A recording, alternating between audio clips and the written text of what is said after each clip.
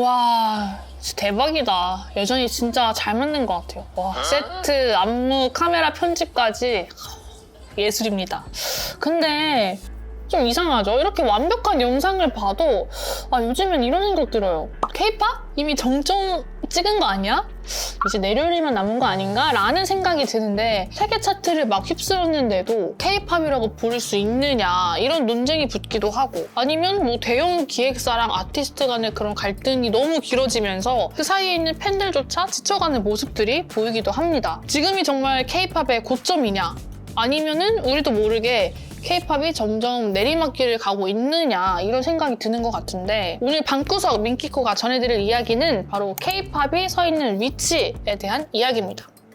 솔직히 이제 우리가 나이가 먹은 걸 수도 있지만 나이를 먹은 건지도 모르겠지만 아니면 이미 나이를 먹어서 그렇게 생각할 수도 있겠지만 예전에는 노래를 들으면은 가사가 먼저 들린다거나 아니면 누구라도 좀 다 같이 이렇게 따라 부른다거나 흥이 나거나 이랬는데 요즘에는 K-팝을 좀 듣다 보면은 누가 누군지도 일단 모르겠고 귀에 잘 안 들려. 그래서 이런 반응을 보면 K-팝이라는 것 자체가 예전만 못하지 않나? 라는 생각이 좀 들기도 하는데 이상한 거는 숫자를 보면 완전 다른 세상입니다. 해외에서는 여전히 K-팝 공연 열었다 하면 그냥 매진되고요. 뭐 월드 투어 규모 예전에 비해서는 정말 비교할 수 없을 정도로 점점 더 넓어지고 있고 글로벌 팬덤의 열기 여전히 뜨거워요. 심지어는 유튜브 촬영을 하러 해외에 나가면 해외 사람들이 알아볼 정도로 이 K-팝을 통한 이런 확장이 굉장히 크게 일어나고 있습니다. 관세청의 최신 무역 통계에 따르면은 2025년에 K-팝 앨범 해외 수출액은 사상 처음으로 3억 174만 달러 하나로 4,400억 원을 기록했어요.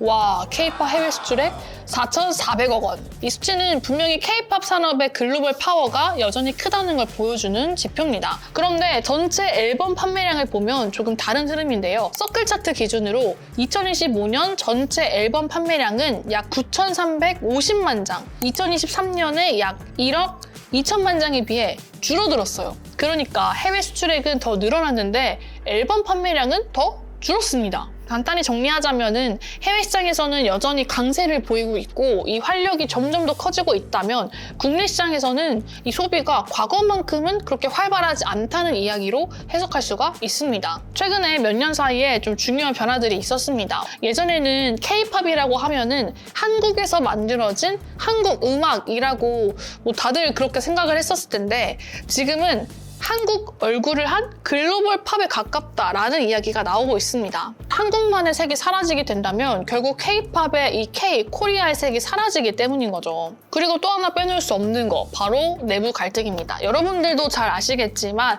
최근 유명 대형 기획사와 이 아티스트의 분쟁이 이제 길어지면서 많은 팬분들이 좀 속상해하고 또 지쳐가는 그런 모습을 보였어요. 그래서 이게 반복되면은 그냥 단순히 K-팝 음악 한 곡의 문제가 아니라 K-팝이 라는 산업 전반의 문제가 될 수 있다는 이런 우려도 커지고 있습니다. 그래서 다시 핵심으로 돌아가 보면은 그러면 K-팝이 무너지고 있느냐?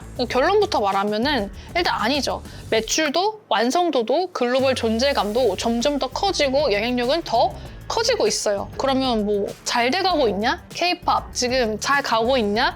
라는 질문을 한다면 여기서부터는 조금 복잡한 문제가 될 것 같습니다. 예전에 비하면은 이미 우리는 자리를 잡았고 해외에 엄청난 인기를 누리고 있는 만큼 성숙 단계에 도달을 했습니다. 그런데 문제는 이 성숙이 곧 정체로 이어질 수 있다는 점인데요. 뭔가 분명한 갈림길에 들어섰다 이렇게 많은 분들이 보고 있습니다.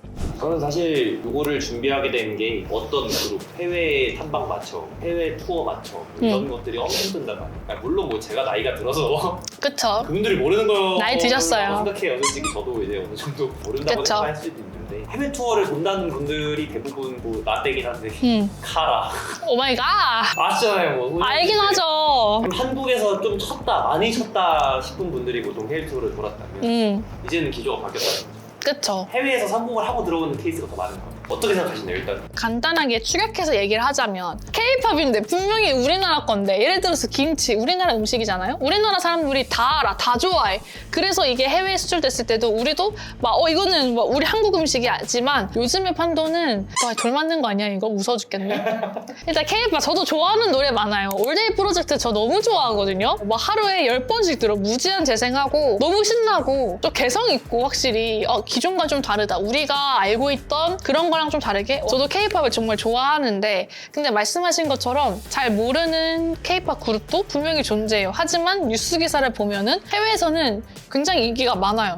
이런 상황이 좀 아이러니하다는 거죠. 아나운서님의 의견을 종합해보면 잘 모르겠다. 그냥 진짜 잘 모르겠어요. 잘 모르겠어. 내가 K-팝이 아니라서 그럴 수 있는데 자, 그래서 K-팝이 이대로 가다가는 어디로 갈 것인가?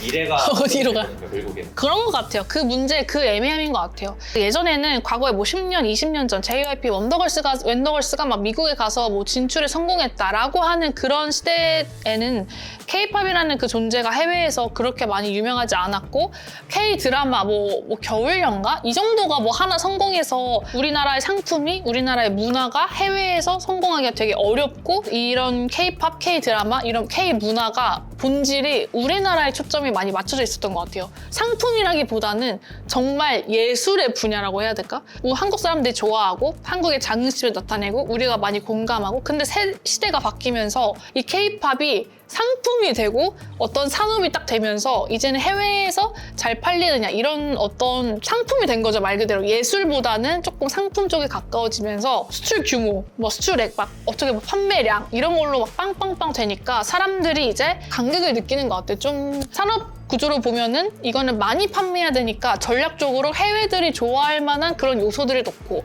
중독성에 강한 멜로디, 후킹이 강한 그런 후렴구 이런 것들을 빵빵빵빵 넣다 보니까 사람들이 기대하는 기대치와 어떤 수출 규모, 산업 구조 이런 거에 좀 간극이 생기지 않았을까. 그래서 미래는 K-팝 많이 팔아야죠. K-팝은 상품입니다, 여러분.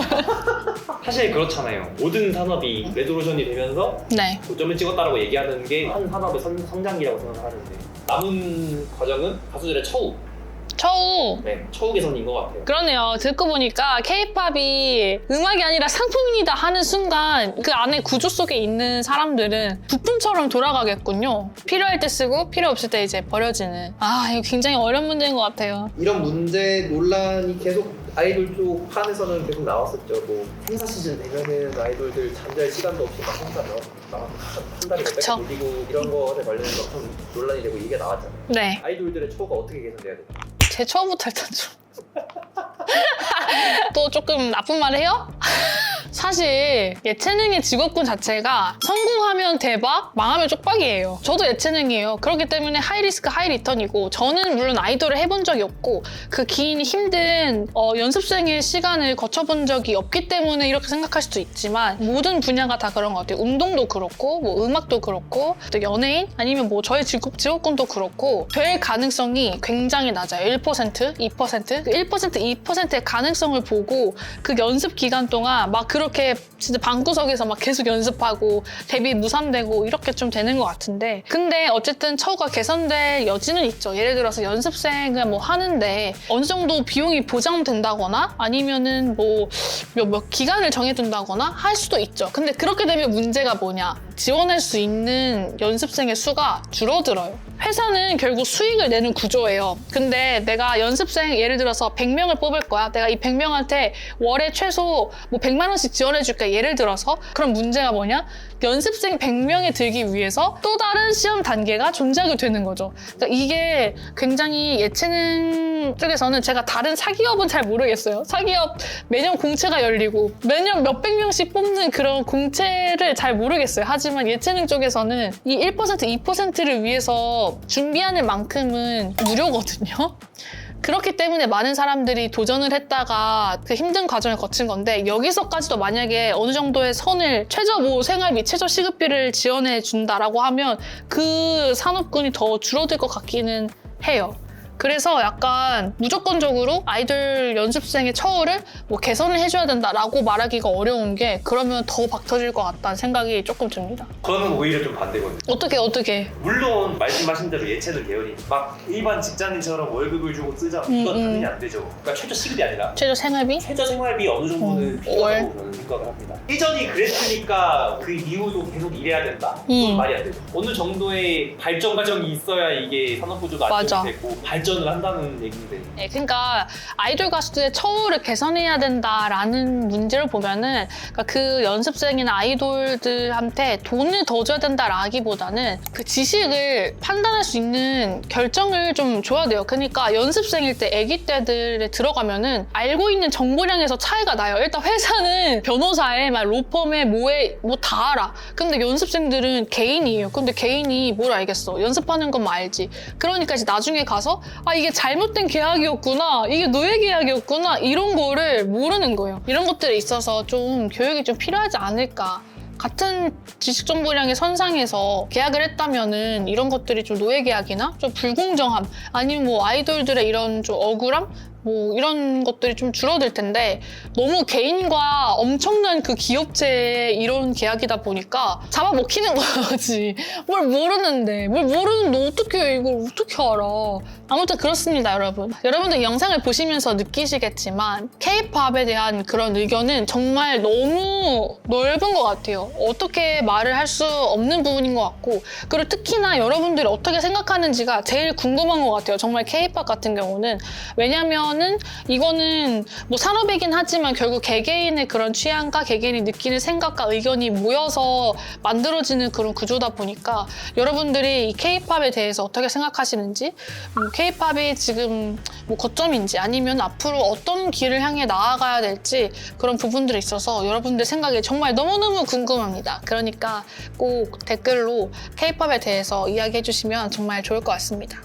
네, 이렇게 오늘은 K-팝이 서 있는 위치에 대해서 한번 이야기를 나눠봤는데요. 저희는 또 다음 새로운 이야기, 새로운 주제로 가지고 돌아오도록 하겠습니다. 안녕!